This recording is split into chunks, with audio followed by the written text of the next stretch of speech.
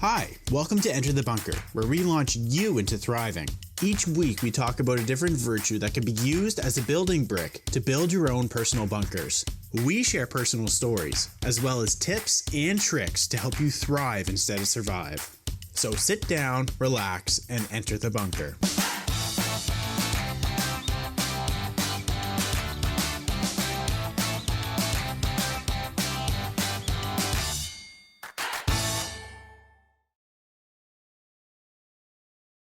Hello, and welcome to Enter the Bunker. This week's building brick is Optimism. My name's Kelly. And I'm John.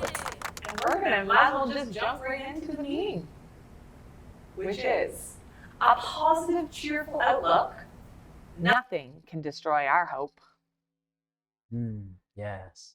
So last week was hope. Yes. I guess that ties into optimism a little bit. Yes. Optimism is something that some people kind of poo-poo on Yeah. sometimes. Like they think that if you're too optimistic, then you're not going to see the bad things and then you're just going to get railroaded. You know what I mean? Sideswipe sort of thing. Yeah. You know? But if you don't have optimism, then your outlook on life is just going to be all dark. You're not going to actually you're not going to be able to see the good things, right? Right. Or be able to head towards them. So optimism is a lot like hope, right? Is being able to see, to have a cheerful outlook on the way things are going to go. Do you think you're an optimistic person? 100%. Yeah. Yeah, actually, and some would say like to a fault, like in terms of like I'll have optimism in something and then like to such an extent that I don't see where the bad things could come. Yeah. Right? Yeah. And some people think that that's a bad thing. They think that you're better off to really like be really critical of everything and just like look at all the bad things that could happen. But then you start to get into that and then it's like all you see are the bad things that could happen. Then you don't go anywhere. I thought like optimism was like you can see the good and the bad. Yeah, well, it's positive. Okay. Yeah. So it's like you look at it all. Yeah. And you choose to go with the positive. Right. Okay. Yeah. Okay. We'll get into some quotes here. So we have 4 quotes. The first one is, "A long December, and there's reason to believe maybe this year will be better than the last." Adam Duritz, by Counting Crows, "A Long December." Yeah. Don't like that one. I get it. I don't know about y'all, but the last 2 years have been pretty long and it's almost hard to, I guess I'm optimistic that I know that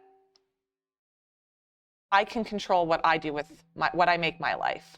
So no matter the crap times, if there are some to come, I'm optimistic that I'll still enjoy my life because I'll make it so that we can still do fun things. But I'm kind of talking COVID stuff here, so. Yeah. So I think that, everybody's December is basically where they start to think about what the future's going to look like compared to the past. Yeah. Right.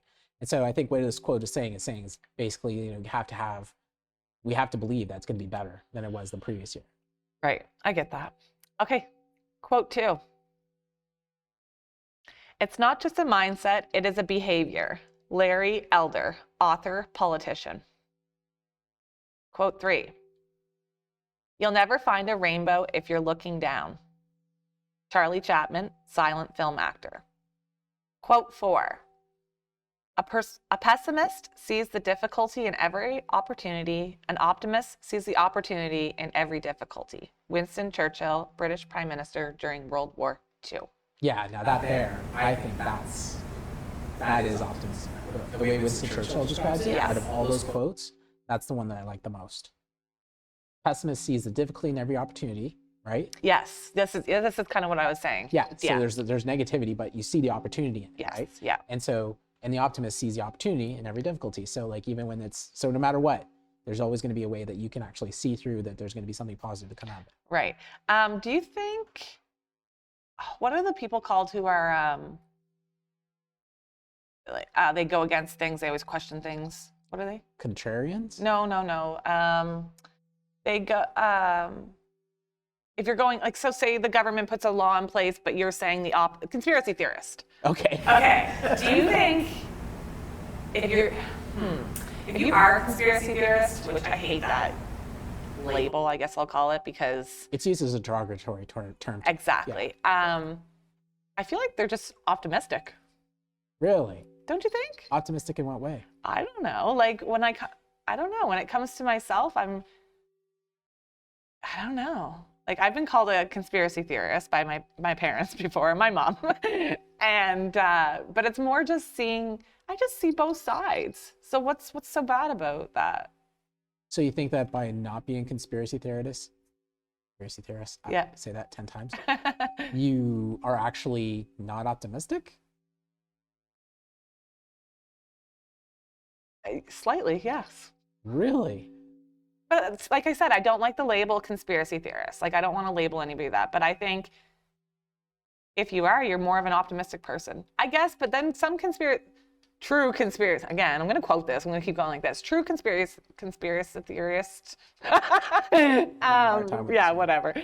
True ones, I guess they're probably set in their own ways for their conspiracy theory. But I'm more of a person who I see the conspiracy theory and then I also see the rules we'll go with. Do you know what I mean? You mean like the main narrative? Yeah, the main narrative. That's a good one. Okay. Yeah. So you think that, so your impression is that by not just accepting a narrative, but then seeing something beyond that is the way that you're calling that a conspiracy theorist. But it's not. Yeah. It's actually like you're taking something that's a narrative that everybody's saying is negative. Yeah. But then you're turning it and saying, wait a minute, I see these good things in it. Yeah. And then you're focusing on that. And then anyone else who's just saying, no, you should just take the narrative as is. Well, some people might think that narrative is positive. Yeah. I don't know. That's a tough subject. Yes. But I guess, yeah. So I never really got my question answered.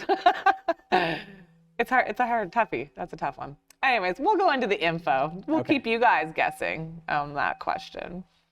So what better time to talk about optimism than the beginning of a new year? This is the time for optimism. A whole new year of new experiences, fresh perspectives, a time to reassess where you are going and what you're going to do.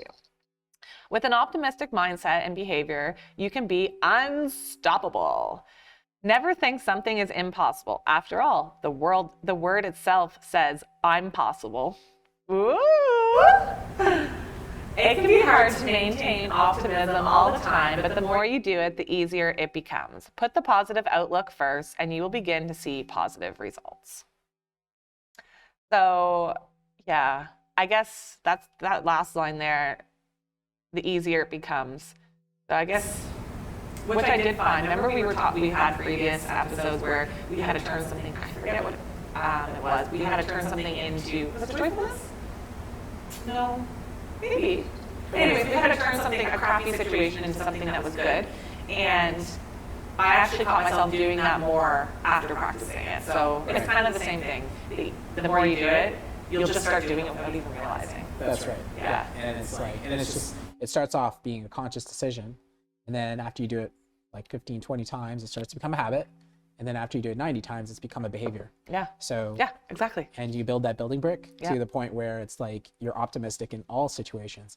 And you become more valuable that way too, because everybody else is looking all the poo-poo around. Yeah. Right? Yeah. And so if you're the one that can be like the person to say like, oh, wait, there's this good thing here, then it means that you're bringing greater value than everybody else could. Right. Right. So whether you're in your job or whether you're in business or whether you're providing consulting or whatever, if you're the optimistic one, you're the one that's going to be able to see those opportunities, like Winston Churchill talks about. Right. So really, it's just a matter of practicing that all the time. And a lot of people, it just, I don't know, they have a tendency to just look at the negative things all the time and then not see that.